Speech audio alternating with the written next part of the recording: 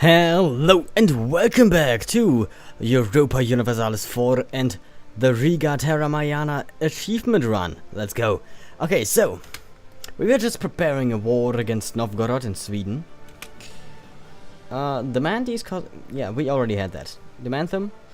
The Lithuanian response. The Lithuanian response has been to send some monetary compensation for the raids of their Cossack subjects, which has made up for the damage to property. They also claim that they have brought the guilty parties to justice. If we could only believe that. Well, we get 5 prestige for that. Very nice. So why have I not yet gone to war against Sweden? Because Poland will not join me. Huh. Well. But is it really the reason why I haven't done it? I mean, yeah, okay, I don't want to fight them while Poland is not going to join me. I guess I have to wait until Poland is ready to fight this war with me. Otherwise, as I just looked, aggressive expansion is looking fine. I mean, Novgorod is pretty pissed. Muscovy is a little bit angered by us. But Sweden is already happy again. And no one else seems to care about us. Look at us. Look at how strong our our nation already has become. We started out as this small city down here in Riga, and now we have basically already a trade, not empire, but a strong trade nation in the Baltic Sea as a theocracy. So this is all being done in the name of God. We are Protestant, but you know, still in the name of God. What really scares me is when we will have to go to war against Poland into Lithuania. That's not gonna be pretty, I have to tell you that much. It's actually going to be very bloody indeed. And I don't really have the allies to do that just yet. You know, there is an ally lurking down here, just waiting for the opportunity to strike into the Polish land. So they might be someone to turn to. And also look at Trebizond. Look at them. The Golden Horde has also expanded quite rapidly. They haven't lost Ryazan yet. I mean, they did have a white peace apparently with Muscovy. And interestingly enough, the Reformation branches out in Brittany. So now we only have the Reformation, the Protestants, but we only have the the Reformed Catholic religion. The social and political conflict in Olonets. The urban aristocrats and the guilds and the lower classes are in the grips of a conflict, with which the advisors of Riga saw as an opportunity to strengthen the influences in the city of Olonets. The encouragement by Nicholas II von Friedenthal's advisors made the guilds revolt against the aristocrats, and they have opened the city gate to allow Archbishop Nicholas II von Friedenthald's army to occupy the city. This is a great opportunity for us to subject the city to the Archbishop and curtail the city's rights. March in and take the city. First of all, let's go back into this. Olonets is over here. So, if we march in, they get +5 unrest. The burghers lose 10 loyalty, but we get minus 25% local autonomy. That's pretty good. There's no need for an occupation. We already own the city. We get 10 devotion and 10 loyalty. Let's go with that, because I don't care if this province is like, you know, as less autonomy. So let's go with the devotion and the loyalty with the burghers, which we both can use very much.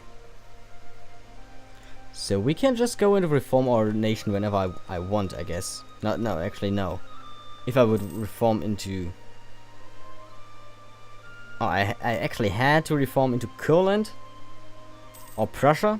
I could reform into Courland very soon, but I can't just leave the theocracy behind, I guess. I actually have to reform into another nation. Okay, this is bad, because I'm allied with both of them. So, Lübeck has declared war against Brandenburg. But Lübeck is certainly going to win this. And we also ally to Lübeck, I think. Yes. So I'm going to say no, even though we are going to lose 25 prestige and our alliance with Brandenburg. Our alliance with Lübeck is more important, especially because he would win the war, no problem. Whoa! Yeah, but there's Hamburg, so no problem there. Even with my forces, actually, with my forces, they could have potentially won the war. Like, Brandenburg's forces are very strong. Wave of obscurantism. As a typical response to different kinds of problems, obscurantism was a frequent behavior in most nations, at least until the Age of Enlightenment arose in the most advanced Western nations of the European continent. Knowledge is power, we get +2 unrest, or ignorance is bliss, we lose more prestige. I can't really afford any of both. But let's say knowledge is power. And we're going to not try to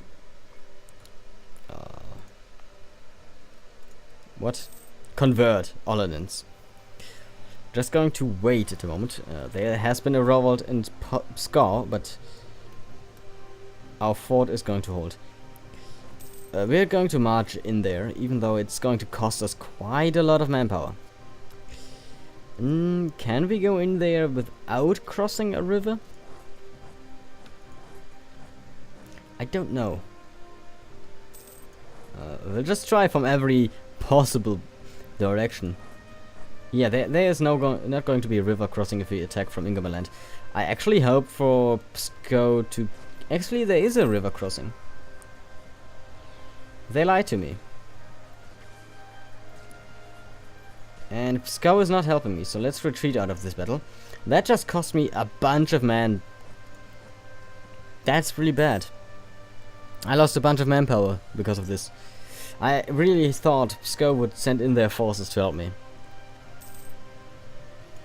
Well, how's it going? How's it looking with this? Trust and Rigan reputation. Well, that's bad. And they don't really hate Sweden enough to help me in this war. So that's not very nice. Do I still have a truce with Moscow? I do, okay. Well, I still have a border friction, Casus Belli. Wow. What? This Casus Belli is valid until December 1808? What? Why do I have... Wow, okay, well that's pretty good. That's a pretty long time. Oh, can I pick another aspect of faith? So why don't we have adult baptism and saints accept praise. So we could either take translated Bibles or holy sacraments. And I'm going to go with the holy sacraments because discipline is really important. The 7 sacraments are rituals that are efficacious signs of grace instituted by Christ and entrusted to the Church, by which divine life is dispensed to us. These holy sacraments are baptism, confirmation or chrismation, Eucharist, penance, anointment of the sick, holy orders, and matrimony. Matrimony? Holy hell. So many words that I have no idea what they mean. Or if I pronounce them correctly, for that matter. The question is... Yo, Poland, are you actually going to move in and help me against these rebels? We're going to get Reiter here. Schwarze Reiter and cannons. Awesome. Actually, new cannons. Let's go with the Pedrero.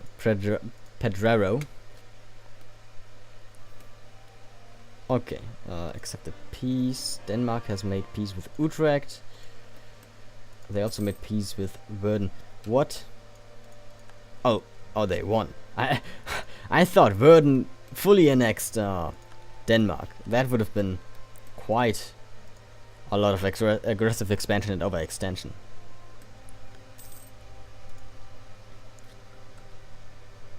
Okay, I have a dilemma on my hands. They don't like me. I could either use these 10 favors to raise up the trust so that they would join me in my next war, but I would have to wait like 20 years or so to get the trust back up, or I just wait until they join me the normal way. There's also a third thing that we could do, and that is enlisting a diplomat. Why is my overextension? What? Oh, you know what? We're not actually coring Pskov at the moment. Or we haven't even cored it. Okay, it's yeah, it's going to take some time if we don't actually... We have to do something against these rebels, is what I want to say. We can have 4,000 more troops. Okay, that's pretty good.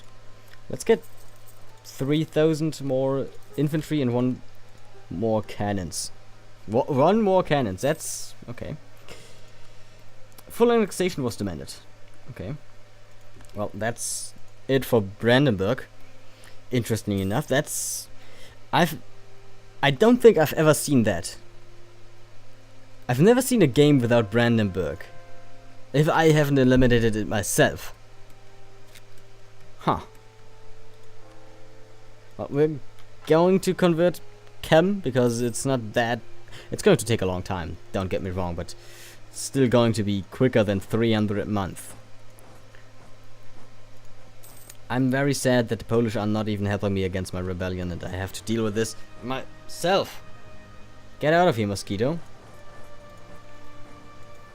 It would be better if we haven't had food if we had a better leader. Because we have the worst military leader there is. We have an awesome king, but I don't want to... Actually, I don't need to use my king or my... Yeah, we are going to use our heir. I can't actually use my archbishop. I forgot that. We're actually going to use our heir, and he's far better. Yes, 3 maneuver, 1 fire, and 2 shock. And he's going to win us this battle, no problem. Yeah. Okay, we did lose some troops. Okay, we can invest in a new technology, which we are going to do. It's going to give us war galleys, flute, trade efficiency, trade range, and settler increase. Yeah, I kind of think that colonization might not be a thing. I'm not sure. I haven't decided on that yet. I mean, if we could take Denmark, if we quickly take Gotland, Småland, and you know, Skane, and then go to Denmark and maybe even take over some territories over here from Scotland, then we might be able... Oh, you know what? If we take... Yeah, if we take Reykjavik... I could pronounce that once, but not in English. Reykjavik and Akureyri. Yeah. Iceland. If we could take Iceland... Iceland? I think Iceland... it's Iceland in German. Iceland. Then we would be set for colonization, for sure. But that's not likely yet. Lithuania's civil disorder. What? Okay, well, I see. They do have a lot of Orthodox countries, and they also have 1 Protestant country. What are you actually converting at the moment? I think you are converting Gotland. That's nice, you know. I would like to have the Swedish on my side of the faith, because that would make it easier for me to conquer their lands, as I don't have to convert everything. Okay, so Pskov is going to fall to us again, and we're going to not convert, but make it into a core province here. That means that our diplomatic reputation is going up, which means that we might be able to draw them into a war, even though they still dislike us quite a lot.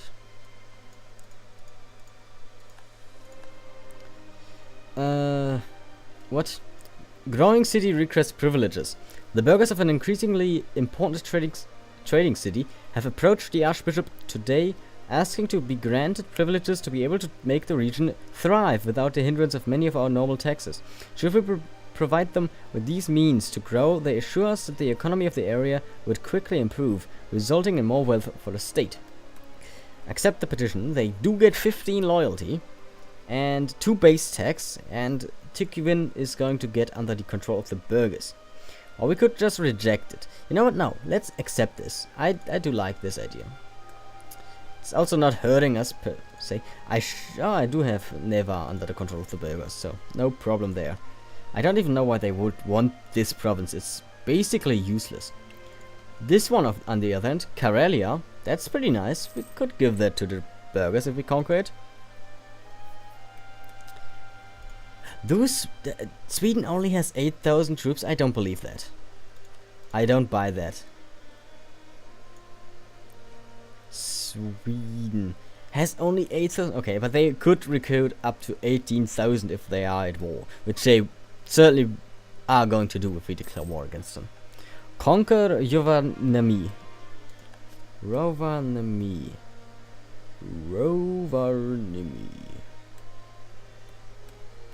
Is that a Russian province? What? Rovaniemi. Okay, I don't actually see it, so... What? What? Rovaniemi. Oh, it's that... it's that quite literally huge province up to the north. It's basically the biggest province there is in this game, and I completely miss it. You know, it is probably the biggest province. There might be a bigger province in Russia, but this is a huge province, and I just completely missed it somehow. Let's not pay for this fort anymore. How's the coring going? Oh, we did core it. Okay, so our diplomatic reputation is good again. We can't get them into a war anymore, still, because of trust and Polish manpower. If I buy a diplomat, that's probably going to give me only 10 or 5. Well, we'll try. It's really expensive. I can't afford him for long, especially not in a war. But we only need him to call in. What? My diplomatic reputation is not even factoring in to you.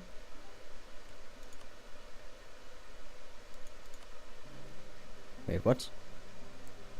Oh, I can't promise them. In a trade dispute, I can't promise them trade or provinces. We should definitely take this mission, though, that I have a claim against Sweden. I don't know why I haven't made a claim yet. I don't understand why my reputation is not factoring in here.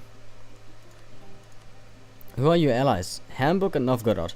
You know what? The Lübeckian army is not weak. We might be able to beat them with our own forces. I mean, we have Pskov, we have Lübeck, we have myself. The fleet is pretty strong. But no, I don't want to do this without Poland. And for some reason my advisor is not helping me out here. Yeah, he wouldn't even help me out if, you know. Anyway, we just need to wait for the trust to go up. And at this point I'm tempted to just pay them with my favor.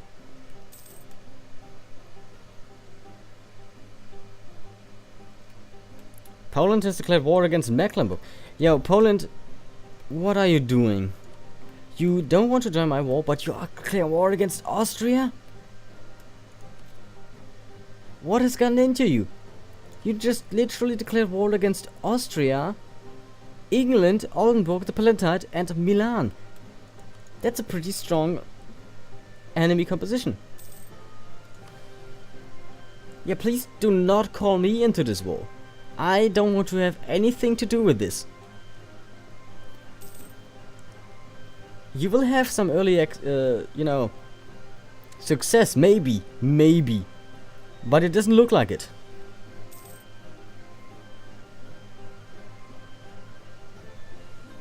Yeah, you do not even have this early success, I thought, because the enemies could have needed some time to regroup their forces before, you know, facing you, but they were pretty quick on that.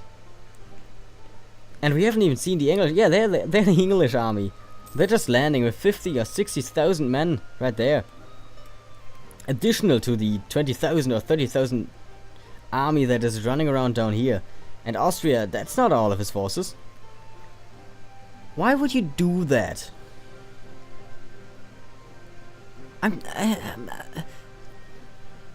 not sure if I should be mad or thankful, because this is going to weaken you tremendously. But I'm kind of mad at your stupidity. You know, this battle is not looking bad for you, but the English are going to join, and there's Milan as well. So, yeah, you don't even have the numbers to actually win this war, I think. Especially with Lithuania still has religious turmoil, I thought, so they could have uprisings at all times. Actually, no, maybe not. But you're not winning this war at the moment. Okay, I don't know what they're doing now. You could still win this war. Okay, you're at war with Scotland and France now. Okay, so this is probably... You know, Poland, you were just rescued by Scotland. Because they declared war against England with France on their side. That means that France is going to crush Austria. So, you were just saved by the Scottish people. I hope you're thankful. Italian engineer available. During the period 1450, or, 1450 and 1600, Italian siege engineers were highly thought of that teach the ways of the trace Italian to the militaries of Europe. In most cases, these engineers had no national identity and simply worked for whoever could afford to pay them. Let's hire him, for sure. Okay, and let's send a missionary to Pskov. And I'm gonna end the episode here today. I thank you all for watching. If you enjoyed, then consider leaving a like and a comment down below. And we will see us in the next episode. Until then, take care. Bye.